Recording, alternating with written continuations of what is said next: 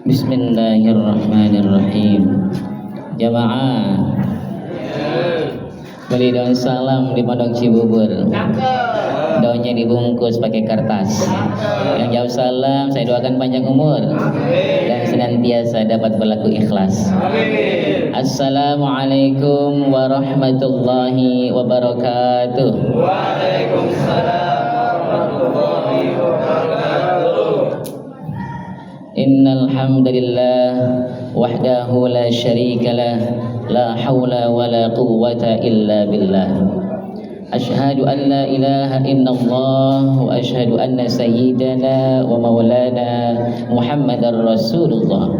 Allahumma salli wa sallim ala hadzal nabiyil karim sayyidina wa maulana Muhammadin sallallahu alaihi wasallam wa ala alihi wa ashabihi ajma'in, amma ba'd.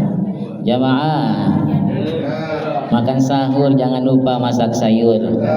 Buka puasa jangan lupa beli bubur. Kalau hidup kita pengen tambah makmur, jangan lupa untuk selalu bersyukur. Mari bersyukur kepada Allah SWT yang Maha Ghafur, Allah yang Maha Syakur, Allah yang Maha An-Nur, yang dengan nikmat yang telah Allah berikan kepada kita semua, wabil khusus nikmat iman dan Islam, sihah wal afiyah, kita dapat melangkahkan kaki kita ke rumah Allah untuk meningkatkan kualitas ketakwaan kita dan senantiasa beribadah kepada Allah Subhanahu wa taala. Amin ya rabbal alamin.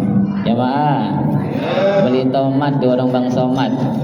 Belinya enggak banyak, cuma seperempat. Kalau memang kita cinta Nabi Muhammad, yuk ramai-ramai kita berselawat. Setuju? Setuju? Yuk. Ya, sama-sama.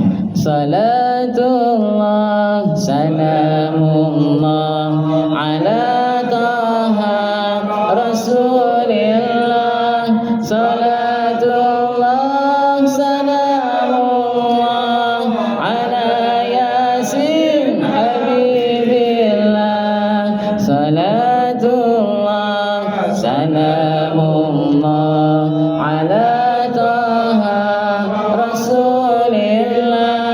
Salatullah salamullah ala yasin habibillah. Mari sambut bulan Ramadan, tingkatkan takwa, pertebal iman. Bulan penuh kemuliaan, bulan turunnya Al-Quran. Salatullah salamullah ala taha Rasulillah. Salatullah salamullah ala yasin habibillah.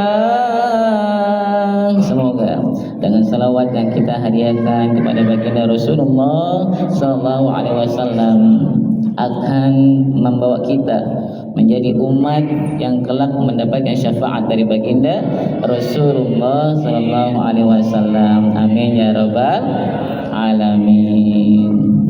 Alhamdulillah, biiznillah ya, kita diizinkan untuk bertemu bertatap muka di Masjid Al-Ikhlas ini yang insyaallah jamaahnya semuanya pada mukhlisin semua. Amin ya rabbal alamin. Baik jamaah semuanya, pada malam kali ini saya dititipkan untuk berbicara tentang nuzulul Quran ya, insyaallah sekarang malam ke-17 Ramadan. Ma'asyiral muslimin rahimakumullah.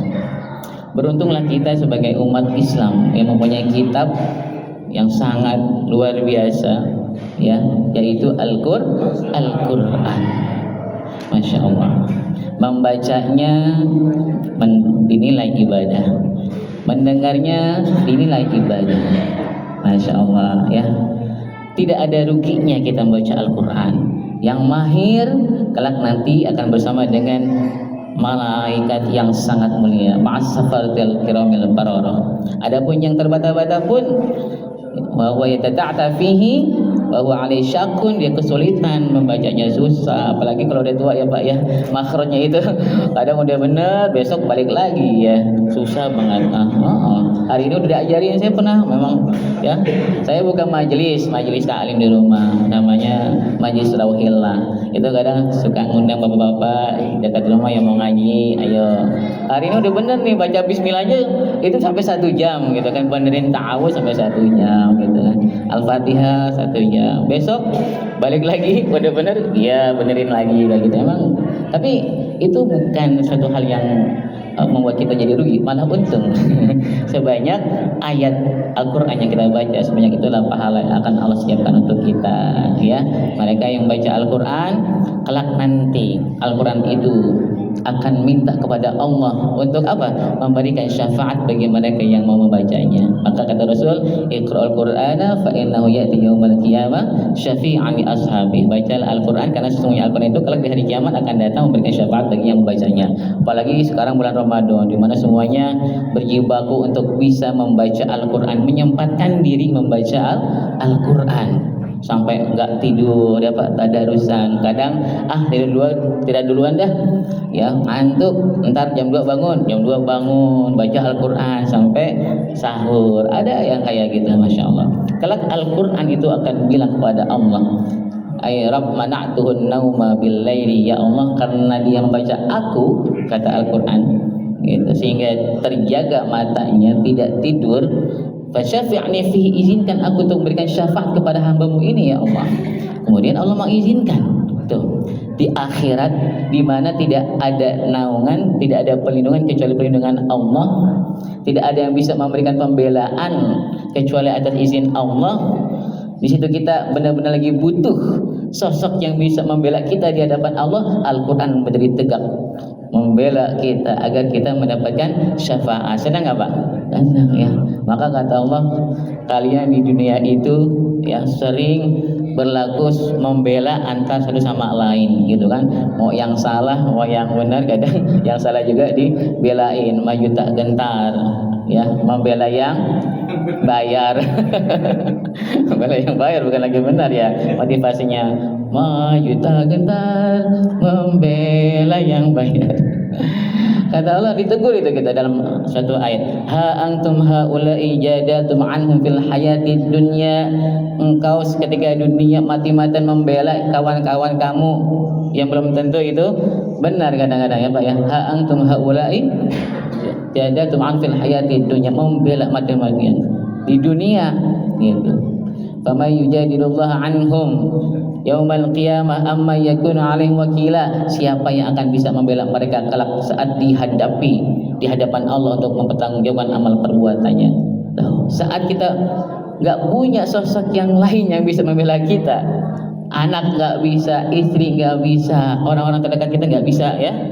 Karena saat itu yauma yafirrul mar'u min akhi wa ummihi wa abi wa sahibatihi wa bani.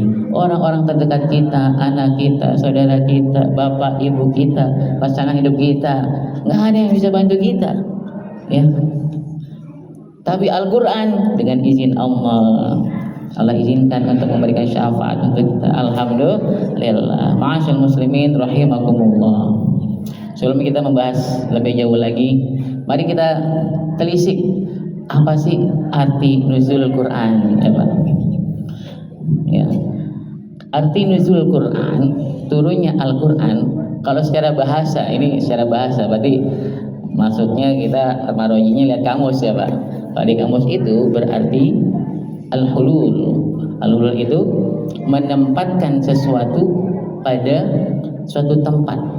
Seperti kita berdoa, anzilni munzalan mubarakan wa anta khairul munzilin. Ya Allah, ya tempatkanlah aku ya di satu tempat yang berkah, banyak keberkahannya, sehingga Engkau adalah sebaik-baiknya zat yang menempatkan segala sesuatu. Gitu. Artinya, secara bahasa mempunyai makna ya, menempatkan sesuatu di suatu tempat yang itu mempersyaratkan adanya jasad dan tempat. Kalau dalam istilah bahasanya jismiyah dan makaniyah, harus ada tempat. Makna yang kedua secara bahasa yaitu inhidarus syai' ya minal a'la ila sufla, atau tahrikus syai' minal a'la ila sufla, menggerakkan sesuatu dari tempat yang tinggi ke tempat yang rendah. Itu pun mengharuskan adanya jasad, bentuk daripada sesuatu itu, dan tempat di mana dia akan ditempatkan, dari tinggi ke yang rendah. Itu secara bahasa. Tapi makna secara bahasa ini la yaliku bil Quran, tidak pas kalau diterapkan kepada turunnya Al-Quran. Karena Al-Quran bukan jasad. Al-Quran bukan sesuatu yang bentuknya padat.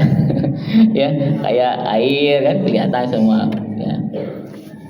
Dan Al-Quran tidak membutuhkan tempat untuk diturunkan ya.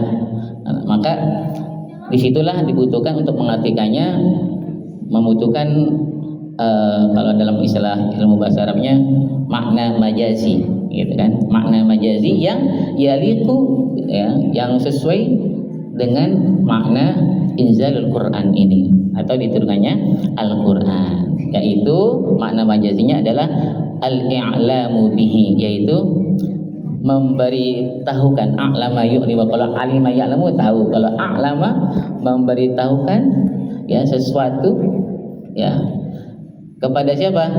Orang yang akan diturunkan kepadanya sesuatu itu, al-i'lamu bihi. Ma'asyal muslimin rahimakumullah.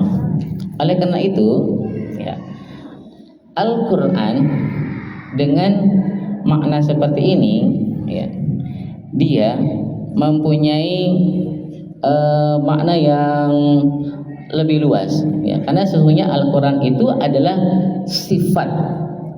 sifatul qadimah, sifat yang Allah yang qadim. Yang qadim itu artinya terdahulu, yang memang sudah ada gitu kan. La awwala li wujudi wa la akhira li wujudi, gitu kan, qadim. Nah, Al-Quran adalah sifat qadimah, sifat Allah Subhanahu wa ta'ala, yaitu kalam ya, sifat kalam. Nah, diturunkan Al-Quran ini kepada Nabi Muhammad SAW tidak langsung, akan tapi ada beberapa marohil, ada beberapa fase. Pertama, Al-Quran itu diturunkan di Lauhil Mahfuz, yang cara serta waktunya hanya Allah Subhanahu wa ta'ala yang tahu. Bal huwa Qur'anum Majid fi Lauhim Mahfuz. Ini marhalah yang pertama, fase yang pertama. Yang kedua, diturunkannya Al-Quran yaitu ila Baitil Izzah fi sama'id dunya, di rumah kemuliaan di langit dunia. Bahasa Qur'annya seperti itu. Nabi Muhammad menjelaskan seperti itu. Diturunkannya Al-Quran ila Baitil Izzah fi sama'id dunya jumlatan wahidatan, secara langsung menyeluruh. Nah, secara langsung. Marhalah yang ketiga inilah baru diturunkan kepada Nabi Muhammad kemana? Ala qalbika, kepada hati Nabi Muhammad dengan wasilah malaikat Jibril. Nazala bihir ruhul amin, turun kepada Nabi Muhammad malaikat Jibril, gitu kan? Ala qalbika litakuna minal munzirin bilisanin arabiyyin mubin. Malaikat Jibril membawa wahyu ya, diturunkan ke hatinya Nabi Muhammad agar beliau, Nabi kita, menjadi sang pemberi peringatan dengan lisan Arab yang sangat jelas. Ma'asyal muslimin rahimakumullah. Nah, ini kita telusuri dulu makna dari kata inzalul Quran ya, yang saat diturunkan di Lauhil Mahfuz dan di Baitul Izzah fi sama'id dunya itu dengan biwasitati ma yadullu alaihi minan nuqush. Penjelasannya seperti itu. Artinya dengan wasilah ya, segala hal yang menunjukkan pada gambaran daripada Al-Quran itu, artinya secara maknawi. Nah, ketika diturunkan kepada Nabi Muhammad, baru itu diturunkan dengan bil alfaz al-haqiqiyah, dengan lafaz yang hakiki, yang sebagaimana kita baca saat ini. Dan itu Allah yang menyusunnya. Jadi la dakhla li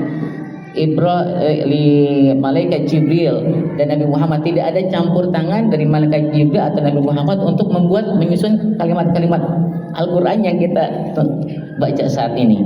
tapi itu murni adalah kalamullah. Oh ya, itu adalah murni kalamullah. Ma'asyiral muslimin rahimakumullah. Nah, oleh karena itu di sini tadi dikode 5 menit lagi. Kalau dijelasin lebih panjang lagi ya, butuh waktu yang lebih banyak. Kita langsung pada hikmahnya aja ya Pak ya. Oke, nah hikmahnya ya, dari diturunkan Al-Quran secara daf'atan wahidatan, secara langsung dan secara tadrijian, bertahap, munajjaman kepada Nabi Muhammad ya, hasbal wad'i wal hal, tergantung bagaimana saat itu ada kejadian apa gitu kan. Itu mempunyai hikmah, diantaranya adalah taqwiyatul qalbi, memperkuat hati Nabi Muhammad SAW dalam menjalankan dakwah saat itu ya. Kemudian juga taysiran lil hifzi, untuk mempermudah dalam menghafalnya dan memahaminya sehingga bisa disampaikan ke umatnya dengan baik, dengan penjelasan yang luas ya dan jelas, dan juga menjadi jawaban bagi pertanyaan-pertanyaan yang datang dari para sahabat saat itu, sehingga Nabi Muhammad bisa menjelaskan ya apa yang menjadi permasalahan mereka dengan baik dan bisa dimengerti. Kemudian saya mau membahas sedikit tentang di antara keutamaan Al-Quran ya. Ketika kita membaca Al-Quran dengan cinta kepada Allah Subhanahu wa taala, dengan cinta pada Al-Qur'annya juga, itu memberikan kesempatan bagi kita untuk menjadi ahlullah. Ahlul itu artinya keluarga ya Pak. Kita tahu kalau kita punya keluarga, itu adalah orang yang terdekat sama kita, yang mempunyai hubungan khusus, yang berarti ada perlukan khusus yang akan diberikan kepada keluarga kita. Nah, siapa keluarga Allah? Ya, kata Rasul, inna lillahi ahlina minan nas. Allah punya keluarga, punya hamba-hamba yang terdekat dengannya di antara manusia. Lalu Rasul menjelaskan lagi, siapakah mereka? Seperti yang ditanya oleh sahabat, ahlul Quran, hum ahlullah wa khassatuhu. Orang-orang hamba-hamba yang terdekat dengan Allah, keluarganya adalah mereka yang mau belajar Al-Quran, yang mau menjadi ahli Al-Quran, mentadabburinya, membacanya, menyimaknya, mempraktikkannya dalam kesehariannya. Dan mereka adalah khassatullah, anggota khususnya Allah ya Pak. Kita kalau dibilang anggota khusus berarti punya kedekatan tersendiri ya Pak ya. Wah, itu bagaimana kalau kita dekat dengan Allah? Maka mereka yang menyibukkan Al-Quran tanpa diminta pun Allah akan memberikan yang terbaik buat dirinya. Kata Rasul, man syaghala Quran an mas'alati, itu hadis kursi ya. Siapapun yang disibukkan Al-Quran karena dia sibuk baca Al-Quran, mentadabburinya, mengamalkannya, mengajarkannya, sehingga dia gak punya waktu untuk minta sesuatu kepada Allah Subhanahu wa taala. A'taitu wa afdala ma'utis sa'ilin, maka aku akan memberikan satu hal yang terbaik kepadanya, lebih baik daripada apa yang telah aku berikan kepada mereka yang meminta kepada Allah Subhanahu wa taala. Masya Allah, tuh ya, luar biasa. Maka ayo sama-sama satu malam sepertiga Al-Quran kita baca. Bisa Pak? Atau setengah Al-Quran bisa? Bisa dong ya. Coba yuk kita praktekkan. Bismillahirrahmanirrahim. Qul huwallahu ahad, Allahus samad, lam yalid wa lam yulad wa lam yakul lahu kufuwan ahad. Alhamdulillah, sudah sepertiga Al-Quran. Ya, jadi ada sahabat ya Qatadah bin Nu'man, diceritakan beliau itu baca salam semalam bacanya kulhu terus ya. Diceritakan dan dilaporkan kepada Rasulullah. Lalu apa komentar Rasulullah? Walladzi nafsi biyadi, dan yang jiwaku berada di tangannya, artinya demi Allah, innaha la ta'dilu nisfal Qur'an aw sulusah, kata Nabi.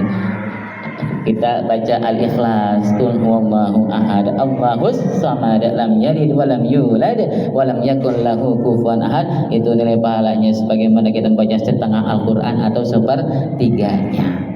Maka ditekankan lagi, ada sahabat bilang ke Rasulullah, wahai Rasulullah, inni uhibbu qul huwallahu ahad, aku cinta ya membaca Qul huwallahu ahad, surah Al-Ikhlas. Ya mungkin bukan karena pendeknya ya Pak ya. Orang Arab masa nyari pendeknya gitu kan, beda sama kita ya. tapi isinya adalah tauhid, mengajarkan kita untuk selalu mengingat Allah, menegaskan bahwasanya tidak Tuhan selain Allah. Allah tempat bergantung sehingga kita tidak meminta kepada yang lain, hanya meminta kepada Allah Subhanahu wa taala, sebagaimana ikrar kita dalam surah Al-Fatihah yang kita baca, iyyaka na'budu wa iyyaka nasta'in. Hanya kepadamu ya Allah kami menyembah dan hanya kepadamu kami mohon pertolongan. Isinya itu tauhid, mengajarkan kita untuk mengesahkan Allah Subhanahu wa taala, mematrikan bahwasanya Allah tidak beranak dan tidak pula diperanakan. Ya, lam yalid wa lam yulad, dan tidak ada yang menyamai Allah. Walam yakul lahu kufuwan ahad. Cinta dia, sehingga itu bisa menggiring dia, membawa dia pada keimanan yang solid. Ketika ia menghadap Allah, masih terpatri dalam hatinya kalimat la ilaha illallah, dan itu kunci kita masuk surga. Man kana akhiru kalamihi la ilaha illallah dakhala jannah. Siapapun yang meninggal kata-kata terakhir yang terucap dari lisannya adalah la ilaha illallah akan masuk surga. Masya Allah. Ya, setelah berkata, wahai Rasul, aku cinta qul huwallahu ahad. Apa kata Rasulullah? Rasul menjawab, hubbuka iyyaha adkhalakal jannah. Cintamu kepada membaca surat Al-Ikhlas itu akan memasukkan engkau ke dalam surganya Allah Subhanahu wa taala. Dikuatkan lagi dalam hadis yang lain, ayyuzu ahadukum an yaqra'a thulutsal Qur'an kullal lailah. Ada enggak yang mampu di antara kalian yang bisa baca sepertiganya Al-Qur'an setiap malam? Gitu kan. Kemudian sahabat bertanya, man wa may yutiqu dzalika? Siapa yang mampu wahai Rasulullah? Rasulullah menjawab, bala qul huwallahu ahad, bisa semuanya, yaitu membaca Al-Ikhlas. Yuk kita perhatikan lagi sama-sama, Pak. A'udzu billahi minasy syaithanir rajim. Bismillahirrahmanirrahim. Qul huwallahu ahad, Allahus samad, lam yalid wa lam yulad wa lam yakul lahu kufuwan ahad. Semoga kultum yang cukup singkat ini bermanfaat buat kita semua. Usikum wa iyaya bitaqwallah. Mohon maaf atas segala kesalahan dan zalal bil lisan. Al-'afwu minkum. Wassalamualaikum warahmatullahi wabarakatuh. Waalaikumsalam.